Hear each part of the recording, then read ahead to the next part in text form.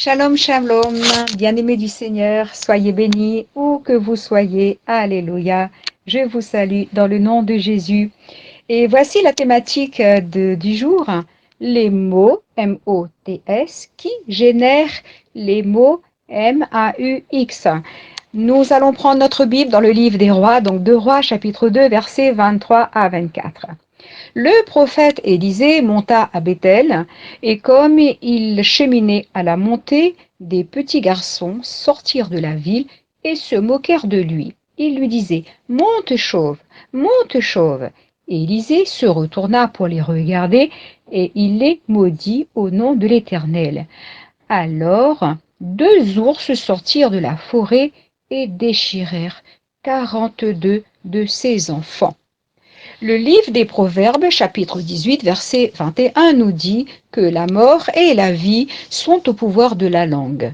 Quiconque l'aime en mangera les fruits, car par tes paroles tu seras justifié et par tes paroles tu seras condamné. Jésus a dit à ses disciples: Je dispose du royaume en votre faveur comme mon Père en a disposé en ma faveur.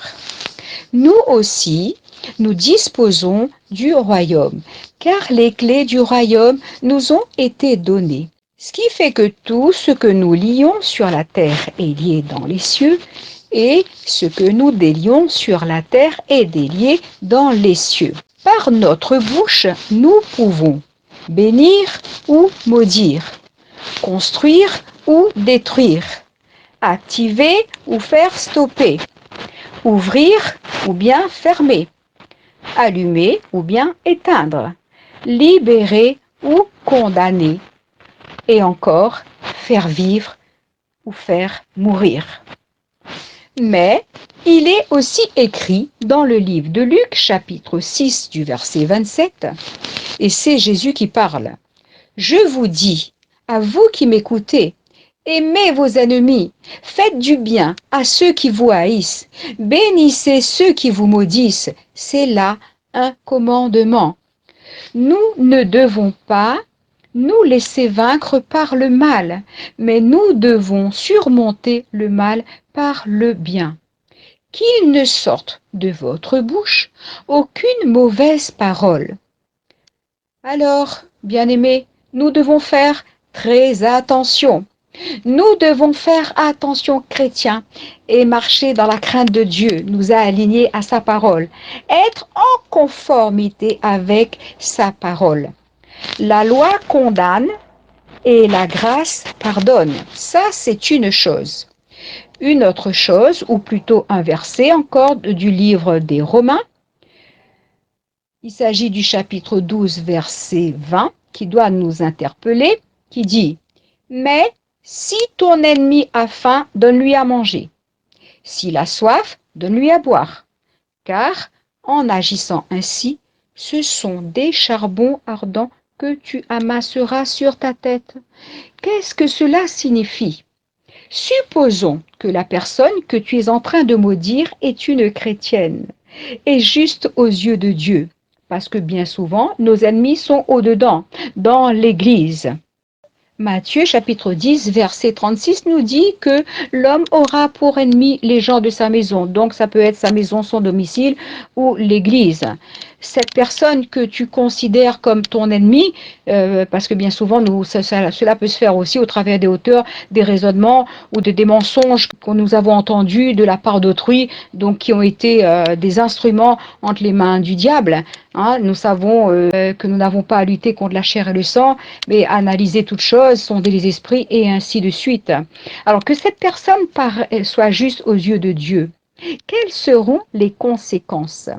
Ce que tu as lancé te reviendra en pleine figure. Alors que si tu bénis et que le ciel est fermé sur la personne qui t'a maudite, la bénédiction te reviendra. Ce sont là les charbons ardents que tu amasseras sur ta tête. Nous savons, bien-aimés, que la malédiction sans cause n'a point d'effet. Amen, alléluia. Vous savez, le psaume de David, le psaume 109, 17, David, donc dans un recueil de prières, a dit à Dieu: Il aimait la malédiction, qu'elle tombe sur lui. Il ne se plaisait pas à la bénédiction, qu'elle s'éloigne de lui. David était un homme selon le cœur de Dieu. Et en tout temps, malgré tout ce qu'il a pu rencontrer dans l'adversité au travers de Saül, s'est montré droit juste par rapport à la volonté de Dieu, par rapport au commandement de Dieu. Et là, il se permet de dire, moi je bénis Seigneur, mais s'il ne le mérite pas, s'il aime la malédiction, elle tombe sur lui. Et s'il ne se plaît pas à la bénédiction, qu'elle s'éloigne de lui. Amen. Alléluia. Donc ça, c'est un premier cas de figure où nous devons, en tant que chrétiens, veiller sur nos paroles. Nous sommes le sel de la terre, que tout ce qui sort de notre bouche soit accompagné de sel et de saveur. Donc Dieu nous a appelés, lui qui nous a bénis, lui qui désire que nous soyons une source de bénédiction pour les autres. Dieu veut que nous bénissons et pas que nous maudissions. Alléluia. Merci Seigneur. Notre cas de figure, il y a les paroles qu'on confesse chaque jour. Et celui qui est attaché à la parole de Dieu, dans son homme nouveau, l'homme intérieur, il va croître dans un renouvellement. L'homme charnel, va se transformer chaque jour en homme nouveau. C'est ce qui fait de lui une nouvelle créature. Et c'est vrai que il a son mode de pensée est différent, sa manière de parler est différente, sa façon d'agir est différente, parce que le Saint-Esprit au-dedans de lui va tester que ce qu'il fait est bien ou pas bien. Et c'est le Saint-Esprit qui nous convainc de péché, de justice et de jugement. Donc le Saint-Esprit nous enseigne, n'est-ce pas? Nous avons reçu l'onction, donc il nous enseigne. Alléluia. Il nous enseigne les choses à faire, à dire ou à ne pas faire ou à ne pas dire. Alléluia. Donc nous marchons en nouveauté de vie. Nous avons un langage sensé, c'est-à-dire un langage qui plaît à Dieu, un langage qui glorifie Dieu, un langage qui correspond à notre éthique de chrétien, d'enfant de Dieu, enfant né de nouveau. Confesser des paroles, éviter de proférer des paroles négatives. D'ailleurs, le livre de Jacques, chapitre 3, verset 5, nous parle des conséquences des paroles. Il nous dit que la langue est un petit membre et elle se vante de grandes choses.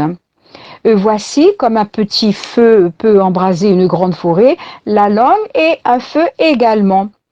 Et c'est le monde de l'iniquité. La langue est placée parmi nos membres, souillant tout le corps et enflammant le cours de la vie, étant elle-même enflammée par la géhenne. Donc veillons chaque jour que Dieu fait. Et parce que nous devons justement veiller, nous allons faire cette prière ensemble. Cette prière donc que nous donne le psaume 141, verset 3. Éternel, mets une garde à ma bouche, veille sur la porte de mes lèvres. Je veillerai sur mes voies, de peur de pécher par ma langue. Je mettrai un frein à ma bouche, tant que le méchant sera devant moi. Quand bien même ton ennemi t'insulte, ton ennemi peut dire toutes les méchancetés ou peut vouloir ta perte, toi tu mets un frein à ta bouche, tu t'en remets à Dieu. C'est lui qui te tire rétribution, justice, vengeance de tes adversaires, de tes ennemis. Mais toi, sois intègre dans toute ta conduite. Amen, alléluia. Vous savez, le prophète Jérémie, il a rencontré beaucoup d'opposition. Le peuple, les gens disaient, allez, venez, tuons-le avec la langue. Et Jérémie se plaindra disant qu'ils ont la langue tendue comme un arc. Mais nous, dans nos prières, nous pouvons demander à Dieu de nous protéger de toute flèche, les flèches de la langue, des flèches du monde des ténèbres, que ce soit par la langue ou autre, qui nous visent, qui veulent nous tuer, nous éliminer, nous faire descendre, nous mettre à terre.